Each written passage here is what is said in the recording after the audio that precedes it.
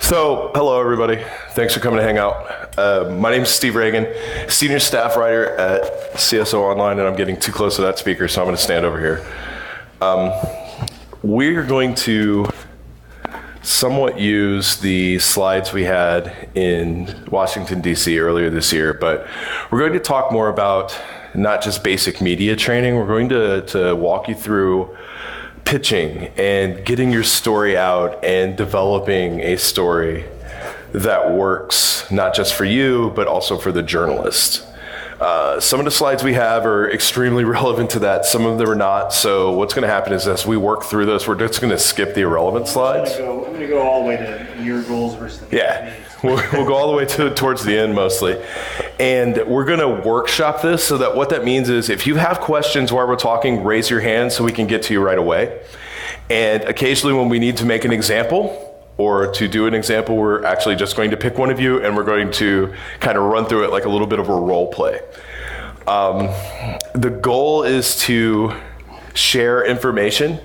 So to make sure that you get the most out of this session, I encourage you to ask plenty of questions. We're not afraid of them.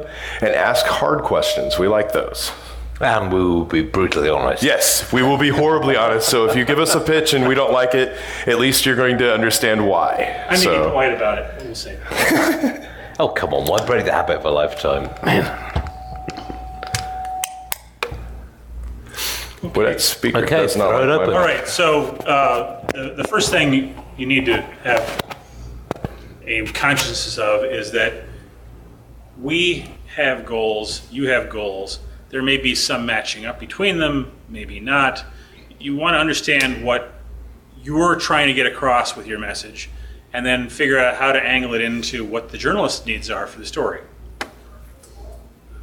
So before you approach someone in journalism, you want to understand why you're talking to him in the first place and have that in mind. So are you doing it to raise your profile?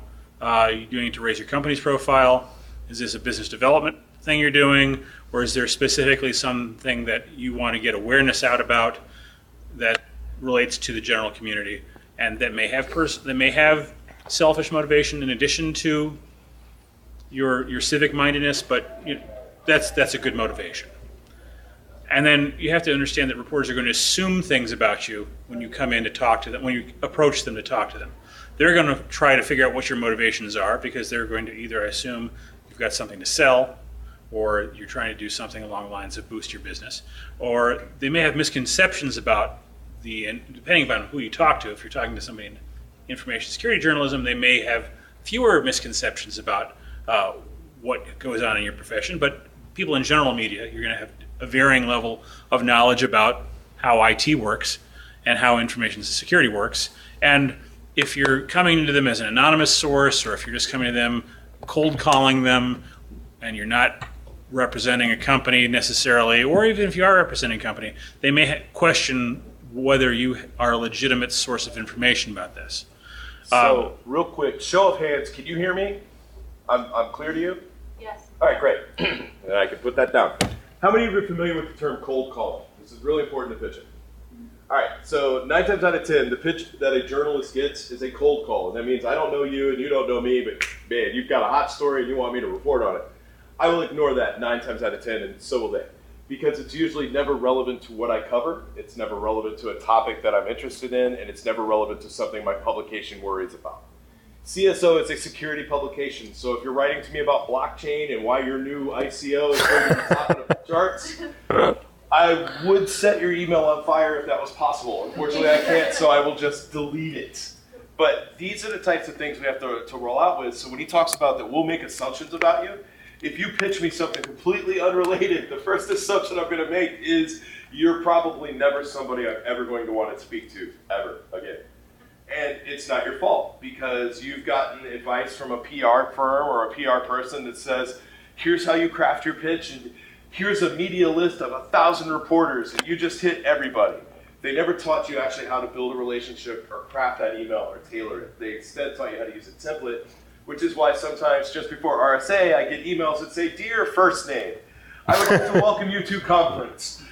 It's just this horrible form email that you paid thousands of dollars for from a media company and wasted all of that money because that's a pitch that just got ignored by a journalist. Another thing that will be sure to make sure your pitch is ignored is if it comes from a mailing list. Oh. Yeah. Oh. And that's a common tactic that a lot of PR firms now do is they send you they send out in a bulk to a list, and at the bottom it says, want to unsubscribe? And of course we click yes, because we didn't ask for this email in the first place, and why are you sending us an email that's not tailored to us and it's on a mailing list? Or even worse, every single person in the world is in the CC of that email. There is a Facebook group called the 300, and the 300 is a group of 300 journalists who all got the same email from CES. Now again, what kind of publication do I work with? Straight security. Why would I need anything from CES? I wouldn't. But it's great for But networking. I was on a list with 300 other journalists, and we were all in the CC field. And of course, the most awesome thing happened, and most of you are used to this. Somebody hit reply all and said, this is not relevant. And then someone said, hit reply all and said, don't hit reply all. And this chain kept going for weeks, to the point that we actually created a Facebook group, and we all regularly communicate, and we're known as the 300. And it's the funniest damn thing. I can't even explain to you how comical it was. But this is bad PR, okay? Now, the company from the CES pitch and the PR firm that sent that out, yeah, that's 300 reporters that will never work with them again, no matter who their clients are. And that's a problem for them, and if you're their client, that's a problem for you, which is even worse. So the unsubscribe link, you'll see that. For me, I have filters based on HTML. I read all of my emails in text. So if you send me an HTML email, it gets ignored. It goes right into a folder, and I might read the emails in that folder once a month. And you just generally assume that if something comes in in HTML, it's a phishing email. Mm-hmm. Well, I did some stat analysis for this talk, and I got 218 emails about Black Hat. Yep. Mm-hmm. And 2 of those included a PDF that I was supposed to open with absolutely no security at all, and the other one was a Dropbox thing. Yeah, you can download a press release from there. Fuck that for a game I'll of jump soldiers. right on that. Yeah, that's great. I'll do it via Tor from my burner computer, but Yeah. no. And keep in mind, this is a security conference, so you just sent me a blind link to Dropbox telling me to download something that's supposedly relevant to my interests. I don't think that's going to happen. But that type of email, I will get 7 times a day leading up to a conference. Because it's cheap, it's quick, and it's fast, and the PR teams know that you're paying not just for access to their media list, you're paying for volume. So if they tell you, we pitched 1,000 journalists 5 times about your product this week, pay us. Well, you're going to think that's a good thing. But what they didn't tell you was, we pitched 8,000 journalists. The email bounced 800 times. 200 journalists got that email, but only one of them actually read it. And nobody's responded to it. We did that 5 times this week. I was going to say, we all hate it, but... Yeah. And the thing is, like, there are so many different tracking things that go into these emails that allow them to know when we've read it. That I literally have a filter now that honestly just tells you that I read it, even though I've never seen that email. It just pings it. So before you approach a reporter, do some research about them. Understand what types of stories they write. Get a good feel for whether they're the right person for you to approach with a story or not. And that's about 50% of the battle right there. If you have a good understanding of what it is they cover, who their audience is, and what they're most likely to write stories about, then you will have a good feel for whether they're the right person to talk to. And if they don't seem like they cover what you want to talk about, then don't contact them. It's just that simple. So how do you know who it is that you want to talk to? How do you know that they're the right reporter? Well, the first thing you got to think of is, what is it you want to talk about? How many of you have a product, an actual product you would love to talk to the media? Is there anybody in the room with an actual product? Okay, Wow. Tell me about your product. I work for ForcePoint. I'm on the communications team, so we have a bunch of products. Okay, so think about your products and what you do at ForcePoint, okay? Which one of us is likely the reporter you would want to reach out to first? So you have Ars Technica, the Register, CSO and CIO, and then Tom's guy. Yes, I mean, probably, we've worked with. I know.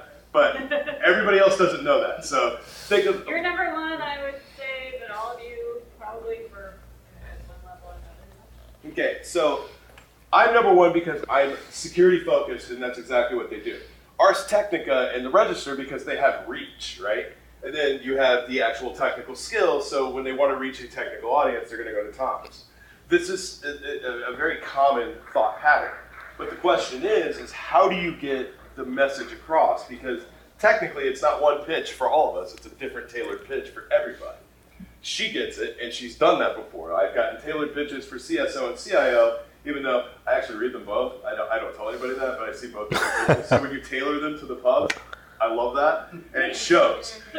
But not everybody knows that I see the emails for both sides. There's a reason for that. It's because we actually keep the same funneled account because it's easier to do this way. But you would tailor the pitches to each one of us individually because that's the smart thing to do. We can tell when it's a blast, and we ignore those. So think about your product or the message you want to get out and which one of us you'd want to reach and how. So what kind of pitch works good for you? Since we pretty much focus on the consumer end of things, this is for Tom's Guide, not Tom's Hardware. Oh, sorry. Yeah, that's a very, very common thing. I actually don't write for Tom's Hardware. My friends do. They sit right across the aisle from me. I will forward them something if it seems to be in their interest. But what Tom's Guide does is just pure ass consumer security, doesn't get into the enterprise stuff, doesn't get into the big hardware, doesn't get into the cloud that much unless it's something that the consumer, the person sitting at home would use. So for me, if it impacts that person directly, then I'm interested. Otherwise, I will politely say, I'm sorry, we just don't kind of cover enterprise security. I've got to say, I mean, sorry, back in 2 secs, but this stuff, American PRs really need to work on this shit because when a story breaks and they say, hi, we have comment from so-and-so on this story, it comes in a day late. No one, way at all. It's basically X would be a problem, but anti-X manufacturer here has a comment to say about it. This is bollocks. We can't use this. Yeah, I can't count how many times I've got an email the day after I've written a story from somebody saying, we have an executive who'd like to comment on this story. I mean, the story has been written, the story is gone. I don't think I'm going to be updating it, especially if it's a one-off sort of thing. Why would I take a random executive and take a quote from them and incorporate it into a new story about something I already covered? My favorite thing is when I get a comment or we have comment for the story. It's a story I broke. So not only did I report it first, it's a story I've pretty much worked on for a long time because when I write, I have to put effort into it. You're telling me about a story I broke, and you're actually pitching me my own story in this email. That's a classic example of a PR firm not paying attention to who they're pitching or why. It's a blind blast that goes out. But like they were telling you, you get these emails. The prime example is here last week, just before the con, Reddit got popped. They announced a data breach. So I wrote the story about 45 minutes after Reddit announced a data breach, and for the next 2 days I'm getting pitches about the Reddit data breach, but there's nothing more to add. But everybody's got a comment they want to send. I get that. You want to put your person in the spotlight, but it's too late now. There's nothing new to add to that story, which is a key component for most journalists. Well, I mean, the classic case was WannaCry. Yeah. I mean, there was almost a DDoS attack against journalists. Just like, we'd like to comment about this. We'd like to comment about this. Well, everyone in the fucking world wants to comment about this. Give us something new. Yeah, and the funny thing is when a story breaks, we have the option to either not cover it or chase the story. Think of it, ambulance chaser, okay? And what happens is, let's say Sean breaks the story about X. Well, Ian's editors are going to say, we need you to cover X. So now these two have got stories about X. Now you've got to cover a story about X because those two have stories about X's. And I have a choice. Do I cover this story? Or do I chase them and cover the story because everybody else is writing about it? Or do I just skip it entirely? I look for a third option. Can I add something relevant and something new to what they've talked about? Can you build on it? Yeah. Right. If I can't build on it or add, no story. And that's exactly, so Dan Gooden and I both cover security at ours. Dan's the guy who covers our breaches and vulnerabilities. He's a good, solid bloke. He writes our daily news. I tend to write features, or I backstop him when things overflow for him. But he's more breaches, vulnerabilities, sort of what I would classify as the red, and I'm more of defense. So I look for things that are more about defending against things. Somebody over here had a question. Yeah. What was the question, Joe? More of a clarification that it's not about only pitching the publication, as it says there, it's also about pitching the reporter. Right. Yeah. In your example, for example, there are reporters like myself who don't cover product releases. Nope. Even I though don't they either. cover securities. I Yeah. cover breaches, vulnerabilities, attacks like 10, and research papers. So if you want to approach me with some research or some new attack or some Right. vulnerability. If you approach me with products, I'm never going to write I'm sorry, a new product is not a news story.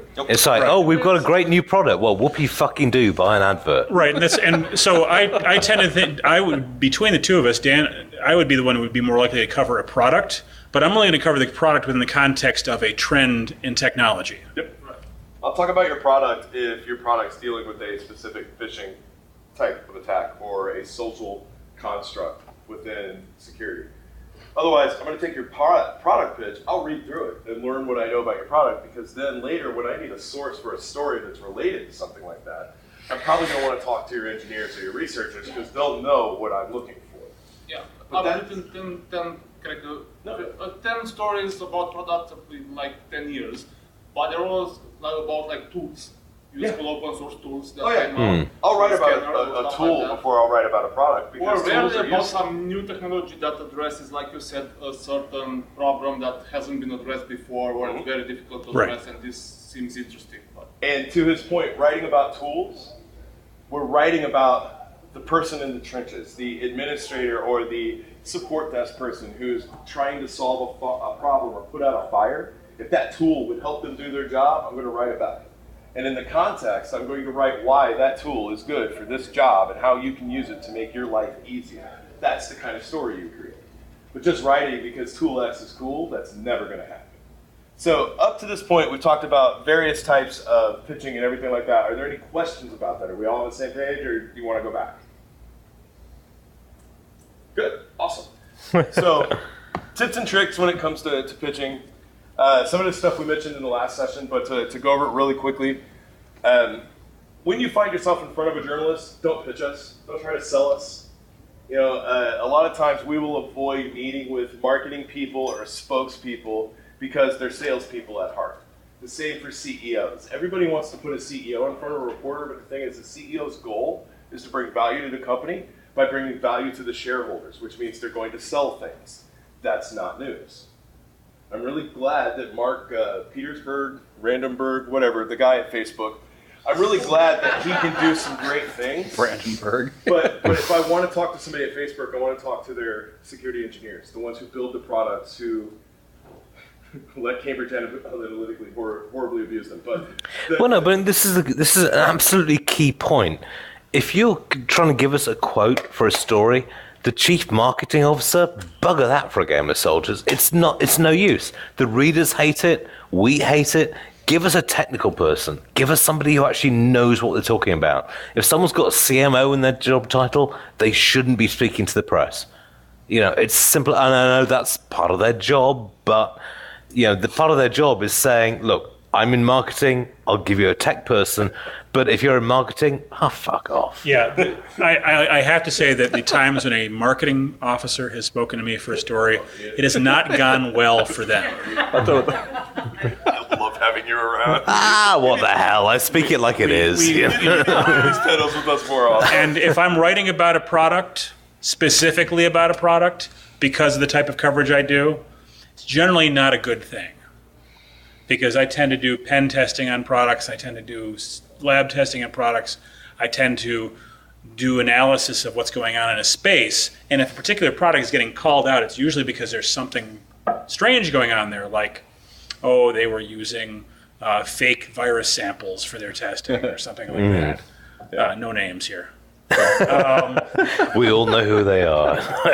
So What you got to remember is we're suspicious and cynical by nature. We're not cynics. We just haven't. We're realists. Yeah. We're realists who haven't been proved right yet. Yeah. But we're honest. We're gonna make sure you're being honest too. So a couple things that Paul said earlier in the last panel. He said, when you want to try to communicate with somebody in the press, best to keep it to email if you can to start off with, and that's so that you have a written record of your conversation. But a key point here is if you've got a PR person at your organization and you're reaching out to press and they don't know about it, that's a problem. And for some of you, that's a career-ending event. Because you talk to the press without your PR people. Yeah. so it's one thing to bump into a person at a conference like this and have a conversation with them. I mean, I bumped into a guy on a project I've been covering for a while, and he can't talk to me because he's not press cleared by his organization. And I know that, so I'm just going to say hi.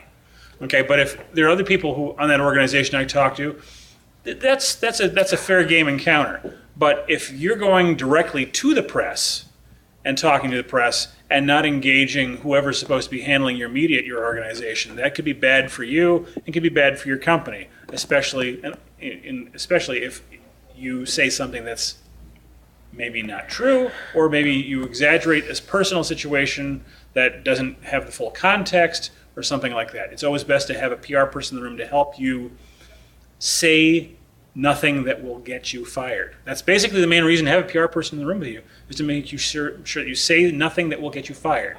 It's kind of like human resources, and human resources aren't there just to manage personnel. They're there to keep the directors from getting fired. Exactly.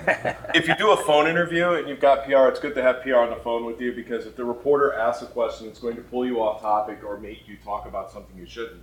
The PR person's role is to interrupt the conversation right then and there and to instantly clarify things. Now, for a reporter, it's really frustrating when the PR person interrupts when they're about to say something really great that's going to make a story. Yeah. But that's their job too, and we understand that. But if you go solo, then you're on your own, and there's nothing worse than being in the middle of a desert all alone, and you have a pack of wolves around you, because depending on where you are, that's exactly what could happen in the press. Yeah. Just be real about it. This is not a game when you are the focus of a particular story your company is, and you're by yourself. That's why PR is there to help you. And now, we're not covering whistleblowing in this situation, because whistleblowing is a totally separate situation. Definitely. All right. So everything I just said, if you're a whistleblower, you just forget about it. Just don't even worry about it. Well, I would say if you're whistleblowing, you've got to be really bloody careful about this. Yes, and that's gets to a couple other points I got. But yes, you have to be really careful about how you do it. Yeah. And that gets down to really knowing the reporter before you do it too. When you make a pitch, make sure that you've checked all of your facts first.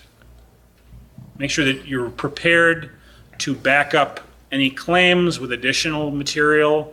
If you've got anything in particular that you're trying to present as a situation, you want to make sure that you have already thought of how this story plays out in your mind, and you've covered all the bases in terms of what this person is going to ask you about, what other things that you might not have foreseen, like, for example, with the pitch that you got in about the Microsoft having 35% cloud adoption, and not thinking about the other 60%, 40.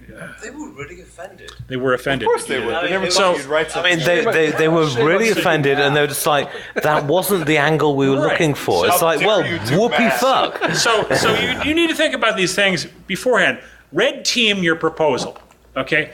Have somebody sit down with you and go through what could possibly go wrong with this pitch before you make this pitch.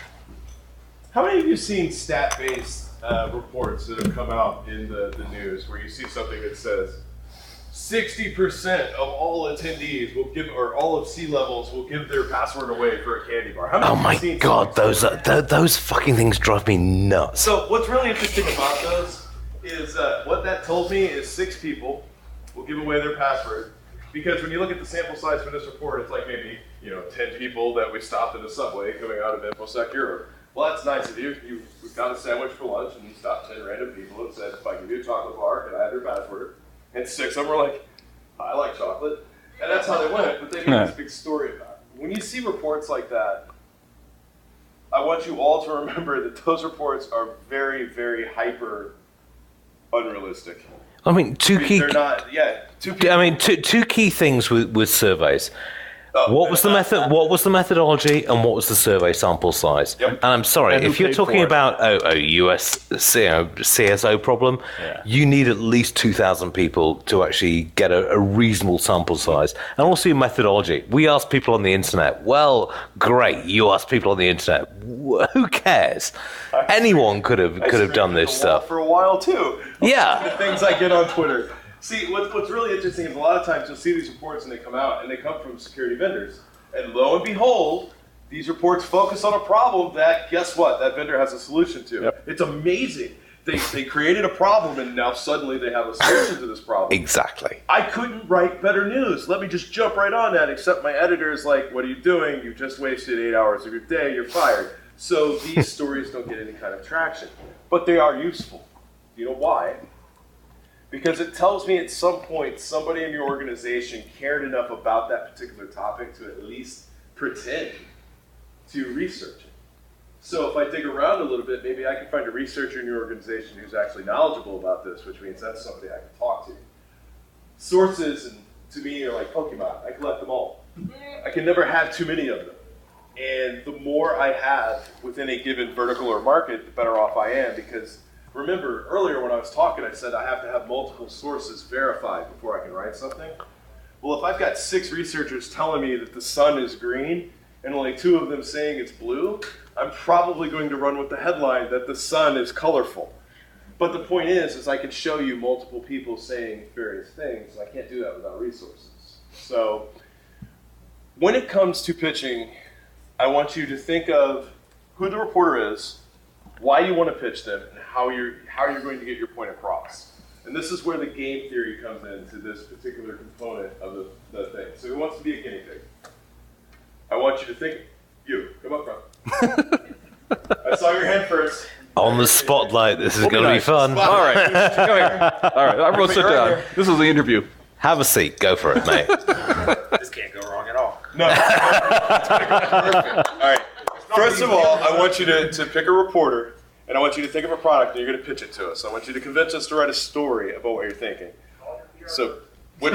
Well, since you already said we won't write talk? articles about products, you may not want to. No, never mind. Oh, that would help. Pen testing, hard sec, Consumer stuff. consumer stuff, and you have like general security but breach. Yeah, pretty much. If it's a good You're a headline. British guy, it's okay. And Hey, come on. This country was ours, damn it, 200 years when I say I ago. cover pen testing, that's one segment of my very Yeah. large beat. So Think deep dive, really technical security, general, really knowledgeable security, wide audience, very technical security, enterprise focused security, straight across the board from all C-levels down. Okay. I have an idea, but I don't know. I can't think of which one would be the best place to put That's it. all right. That's actually a good thing, because you need to tailor your pitches to the individual journalist. You need to actually read their stuff, work out what they're interested in, and then pitch it to them directly rather than just spamming it out on an email list. So in this case, what you're going to do is just pick one of us at random and start your pitch. We'll tell you if we're not the right one. Why product? Okay. Because we said that. I want don't him- cover product. I want him in the mindset of thinking about what to pitch and how, whether it's a product or not. So we're going with the easy option, which is a product, even though The none of easy us are option product. would be like a vulnerability fund or some research or something like that. But only if that's something he's knowledgeable in. We don't know this. Okay. No pressure. This is one that will. This will I've gotta say, probably by the suck way, for all of respect. you. But how about a cryptocurrency wallet that really doesn't suck? Okay, so you said a cryptocurrency mod that really doesn't suck. Wallet that really A doesn't suck. cryptocurrency wallet. That really Unfortunately, doesn't John McAfee has poisoned the lake for you I'm like, so badly. cryptocurrency means it kind of knocks everyone out. Corner the fit market. a bit wallet somewhere. But so okay, so you say it's a cryptocurrency wallet that really doesn't suck. Why does it not suck? Because it is actually using, it uses open source reviewed software. Well, it uses open source software that's been very technically, very thoroughly reviewed by a premier software security auditing firm. It uses hardware that's known to be very safe. It uses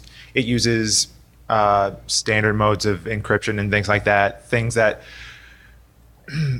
it doesn't do the things that your typical Bitcoin wallet developer would do, such as using, AES with the same key over every single wallet, or a terrible random number generator, or things like that. Or Rock Okay, 13. so I'm going to give you props for immediately not at least trying to say military-grade encryption. I love you for that. Here's the thing. You said it's a premier auditing firm. Well, what makes them premier and who are they? You said that it comes from, there was another phrase you uttered through there that was almost very much... Open source software? Yeah. So you said it's audited. Audited by who? Why does open source software matter? For that matter, what's wrong with And you closed said that it proprietary uses software? hardware that's known to be secure. Who How? knows it? Who Yeah. knows that? Why? See the type of questions are coming here? So your pitch is good, okay? It's great for a basic pitch, but the problem is you're dealing with technical reporters in a very nuanced environment. So security is a small sliver of a very technical pie. And when it comes to the people who cover security on a daily basis, they're very focused in particular groups, okay? So when you bring up pitches like this, it's a good pitch for a basic technical journalist, but it's a bad pitch for anybody that covers technical security on a regular basis because it's too open-ended, okay? Right. This is a great car. It has 4 doors and 4 wheels, and the engine is state-of-the-art. The only thing I haven't told you is this car won't start because it doesn't run on any kind of fuel that we could obtain, but look at these tires. These tires are better than the other guy's tires because they've been peer-reviewed by guys who make tires. It's a great car on paper, but it's not really anything once you dig under the hood. See what I'm saying? That's a fair point. But also, I just came up with the idea for this, right on the spot. Well done. If I had an actual product, I could probably tell you. Kudos to you for doing it. So If I had an I'll just say actual to you- product, I could tell you Well, you what the understand where thing I'm coming You from. almost got me Why- interested. But yes. you were saying, So there's one thing I want to say, and is the pitch you're making is a product pitch that crosses several layers, right? So it's a Bitcoin wallet. I have a reporter at ours, Tim Lee, who covers Bitcoin pretty heavily, right? It just so happened he drew the short straw, and he's our Bitcoin guy. Today I passed him. He also covers blockchain in general, so I passed him a story today that I was going to write because I didn't have time about the West Virginia internet voting using blockchain thing, because that was a story I knew he could write competently, and I wouldn't have to worry too much about the security pieces of it until later. So that's the security pieces of it would be interesting to me from the standpoint that I cover open source quite a bit, and I cover security. So I'd be interested in digging into what is the open source, what are the other applications of it, where does this open source come from, what's the community behind it, who's supporting the code, things like that. Might dive down on that, and then you start talking about trusted hardware, and that gets into space where I would talk about that. Peter Bright might talk about that. Peter covers a lot of hardware for us. He would look and say, okay, what is this? Is this TPM? Are we talking about a trusted platform? Are we talking about some other sort of hardware that is going to do encryption on board that follows a standard that's well established? Or is it something new? What makes it better? Things like that. So we would ask questions like that, and we would have an argument about who covers it, depending on how good the pitch was. Whether it was something that was on my beat or Peter's beat or Tim's beat, we'd figure out who gets the story.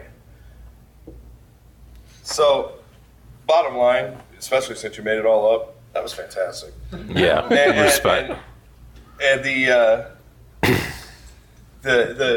other thing is, I want you all to give our guinea pig a round of applause because that was generous. Good to go.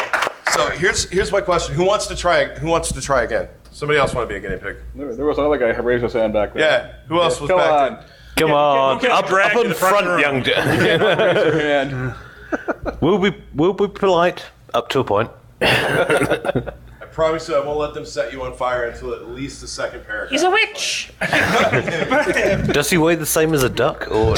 No, but I float like small rocks. Okay, very small rocks. Give us a pitch.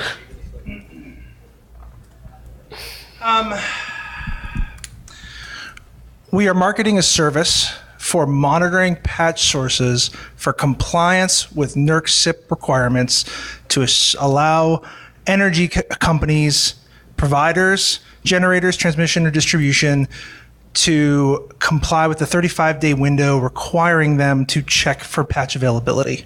So you know what's really funny? I think of all of us standing up here, I'm the only reporter here that's actually written a NERC SIP story. So Excellent. I know everything you just said. It's almost like we're talking about that in this track. Right, but the interesting thing is, honestly, unless these guys have written some in the past, I didn't know. I have not written about. No, you are way ahead of me on this one. I mean, I'm aware of them. Yeah, but it's not something that I write about on a regular basis. And we do have an energy reporter. Yep. And there might be some crossover there where she calls me and says, "What is this stuff?" And I will have a conversation with her. But generally speaking, yeah, I don't. I mean, I only write about nuclear power plants when somebody makes a really stupid. When something explodes. When they spill Pepsi on the console? Yeah. So here's the funny thing. Old joke. That kind of pitch, I would want to know more, so I would tell you to send me the information. But on its outset, it sounds like a product thing, which is not something I would cover.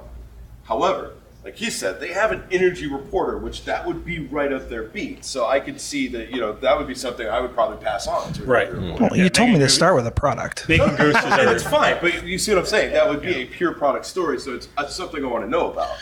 And maybe I could find something in the product to talk about. Like, NERC SIP's very unique to the energy. Can I try it a different way? Yeah. Well, yeah. What I was going to suggest to you is if you pitched it from the problem perspective first. And didn't even mention the product, but say you're working in this area, you get your foot in the door by saying, "Hey, we have this area that this area of concern and energy that something needs to be done about," and then soft sell the product part of it. So more along the lines of after contact with 10 to 15 major names in the top 20, which we can't necessarily give because they are private and I don't have authorization to give you their names. However, you would find them in the top 20 energy lists. We have found that over 50% do not comply with NERC SIP requirements for checking patches every 35 days because they find it very difficult to not only get the information from the vendors, but also because they can't identify what they have. And when they identify what they have, they can't break it out into software swim lanes. All right, so I'm going to take your pitch and I'm going to rewrite it for you because what you have is a very good base, but there's a way to sell it even better.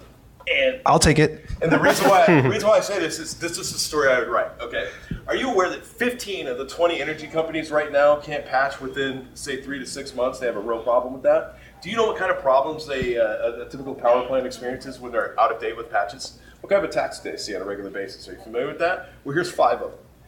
What kind of problems will happen if one of these 5 attacks hits? You could build an entire narrative off of that, and the whole thing is, the entire time we're talking about the fact that your product detected all of this without mentioning your product once. These are the kind of stories you can build out. So you're right along the line, but the thing is, instead of going for 8 out of 10 or 30% or things like that, literally just say, look, there are 20 really big companies that deal with energy, but 15 of them haven't patched their systems in about 6 months. And here's the type of stuff they've left open. It's energy, it's 2 years. But you see my point, is you're building off on that. So that's the kind of things you want to get your foot in. Now, in both cases of our examples, there was one key element we talk about. We kind of touched on it when we did this talk in DC, but it's really important. They got to the point of the story in the actual pitch within the first 2 sentences of the email or the phone call or everything like that. It's called an elevator pitch. Anybody not familiar with elevator pitching? So all of you know what that means. Great. For those of you watching at home or on tape, an elevator pitch means you can give me the entire synopsis of your story in about 60 seconds. In the time it takes going from the ground floor to the 5th floor, I should know everything there is to know about you or your product or whatever. Those kind of pitches get our attention. And more to the point, it makes reading through the emails that we get, hundreds of them a day, so simple. And it helps us determine that's going to be a story, that's not going to be a story, that's good. So if the email subject in the first couple of sentences hook me, I'm probably going to answer you. Yep. And if you compel me enough, that might generate a story all on its own. I've written stories based off the subject line of emails because they were that good. And it's because the story was really that, wow. And it was worth it. But then I've also completely deleted emails based on the subject line alone. It's interesting. I mean, yes. Yeah, I want to say that in how you rephrased his speech, right? You don't even you won't get your product name in that story, and you don't even need it to be in the story. You're going to be in the story anyway. You have to have your company's name as the source of the story, and he will be happy with that, and you should be happy with that. Yeah. Because people will just, what's this company? What do they do? Yeah. And they'll search for it and will see the product. And if you got a quote in that story, that's you even don't better need the because now they story, know you you. don't need the journalist to pitch your product to your market. And what he did was he reframed it to be, again, in the public interest for everybody. It really matters. 15 out of 20 nuclear power plants don't keep up to security. It's not about selling your product. It's about making in the public interest. It's a backdoor way to promote your product, and that's what we want. I gotta say, I think I'm probably the only person here. I spent two and a half years doing public relations in the mid-90s. It's not something I'm proud about, but forgive you. hey, I helped launch ActiveX in the UK. I'm so ashamed of that. Now we really forgive you. But I mean, as you say, in the PR industry, it's just like, yeah, this job would be great if it wasn't for clients and fucking journalists. But I mean, look, you need to be able to. Every client organization wants to get their name into the story. You need to be able to do that in a way which actually gets your company into a good light. And just saying, well, this is a fucking problem and we've got the solution to this problem doesn't work. You need to add incisive, intelligent comment. Just like, we're great, isn't it wonderful? Fuck that. And remember that, you're going to tell us this, then we're going to say, this is a great story, but I need to find 2 other companies in this space Exactly. who can talk to me about what's going on in this space. We have a real simple motto to follow in journalism. If your mom tells you she loves you, get a second source. The reason you do that is because you tell me the sky is blue and the sun is great and people can't patch within 6 months. But the person after you says, that's a bunch of bullshit. They patch in a few weeks and here's proof to back it up. So now what do? And that kind of puts you on a platform or a pedestal. So you have to understand a journalist is going to verify everything you've said twice. And for a lot of reports and a lot of companies, getting things verified twice, it just won't hold up. So you have to know your facts ahead of time, which is why, as we mentioned earlier, it's very important you know what you're going to talk about before you talk about it. So don't come to us with bullshit because you're gonna burn bridges. We are never gonna talk to you again. Yep. If you try to pitch us something that's false and we take it from another source. And It happens a depressingly large amount of the time. I mean, we had this with Intel with Spectre. We broke the story and then they briefed financial analysts saying this is all bullshit. It's not going to cause a slowdown in your process, not at all.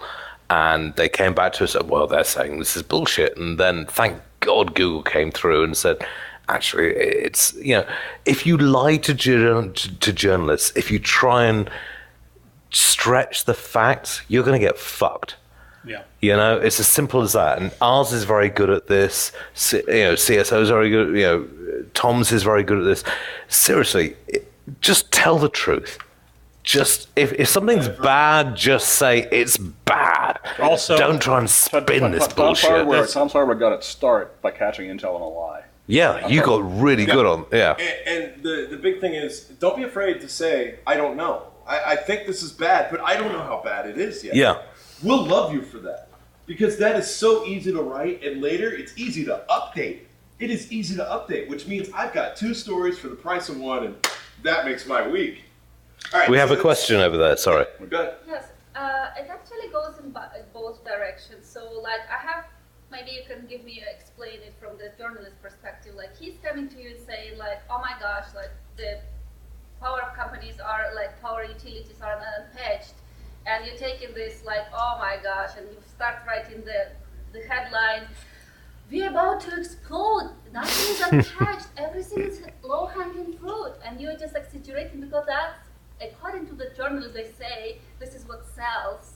Oh, yeah. Okay, so to repeat back for the video, she's saying that, what happens, how do you deal with the fact that people sensationalize content when you give it to them and make it into world will end tomorrow because these things are not patched?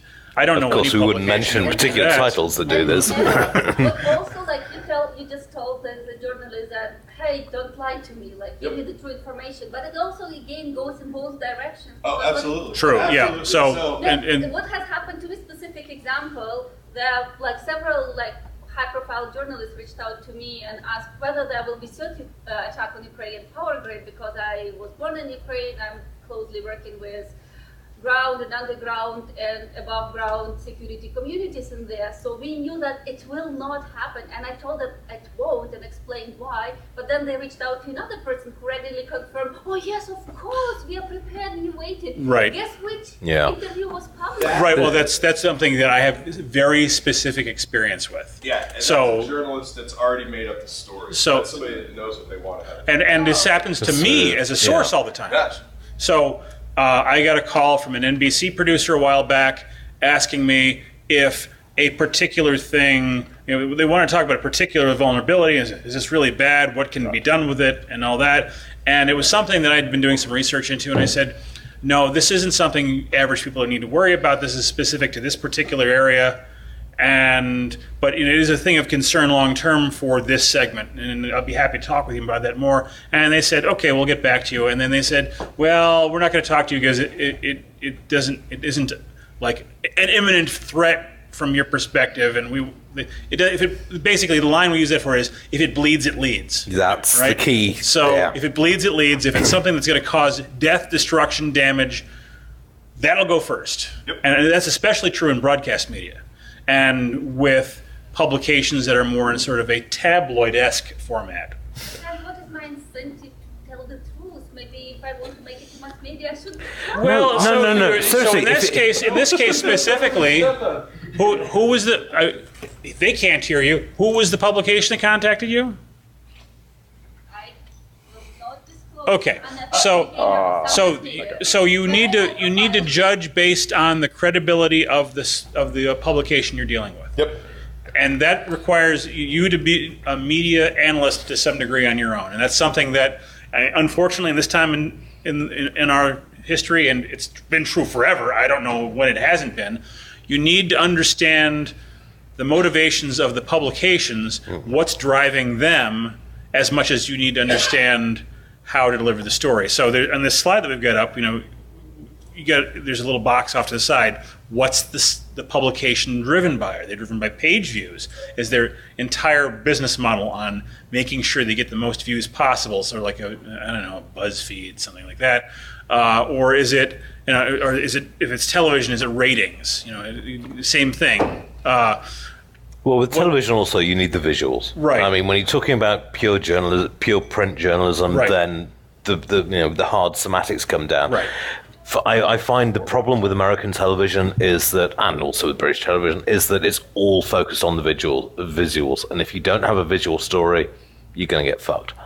And we're running a little bit. We're tight on time. So We're really shit. tight on time, but to package up what you had asked about, that particular story sounds to me like it was a journalist who wanted the sensational FUD story, not the reality that you were giving them. So how do you deal with that? That is entirely up to you, and it's almost in your interest not to talk to the media at this point because they distort whatever you're saying. So you have a choice, and that's actually something the Cavalry does, is they help you connect with people to get the real truth out there. Even if it means for the first few months you're just banging your head against the wall and it seems like nobody's listening to you. Eventually they will listen to you. And the truth does get out there. The reality of attacks against a power grid or something like that becomes focus, and the sensationalism and the FUD goes away. So you have a choice. You can stop or you can stick with it, but unfortunately you're going to find journalists who already have that narrative in their head. And when they asked you those questions, they wanted you to say, yes, it's certainly going to happen, so they could write the doom and gloom. When you didn't give them that answer, they found someone who did. You just kind of have to roll with it. There are always people out there who will give you that quote. There's an analyst at, I won't name the company, but I called him up about a story, and he was like, so what do you want me to say? And you're like, yeah, okay, you're screwed, fuck off. I mean, there are people out there who will talk, will spread the FUD for money. Just ignore them. Fight against them. This is what kills journalism. Find other outlets to go to with the story. Definitely. And there is also editors who say like, well, the story is too boring, it may be true. And this is, you have to consider that is the publication's go-to. And there's nothing you can do to control that. So you have to stick with the fight and keep going, or you just have to kind of roll with it and As you stick said, at some around. point the fat goes away, Yep. and everyone said now that it's going to explode, and the interesting story will be that, well, it's not like that. So it would be an interesting story for some journalists to contradict the general opinion. Yeah. If they all went with the fact that it's going to explode, someone will find it interesting to say that it's not going to explode. Yeah, but if you got the facts, that's what makes the story. You know, everyone can spread FUD all around, but give people the facts, and you can't fight against that. And you know, what you said comes down to this slide. You know, this is a slide we ran at the end of our presentation in DC. The worst like journalism is like InfoSec. You got good people and you got bad people. The worst in journalism is just like the worst in InfoSec. You know, there are people who are essentially journalistic script kiddies who want to go for the easy kill with the story, and they will define themselves, and you will be able to identify them, and you will have to put danger flags around them and make sure that you don't deal with them. And that's how you end up dealing with that. It's a hard lesson. That's why media professionals will be able to help you with that most of the time. They'll be able to say, okay, well, we don't want to deal with this particular source because this particular outlet isn't credible, isn't going to help our story. Yeah. All right, so we're over in our time. First, thank you to our guinea pig. Another round of applause.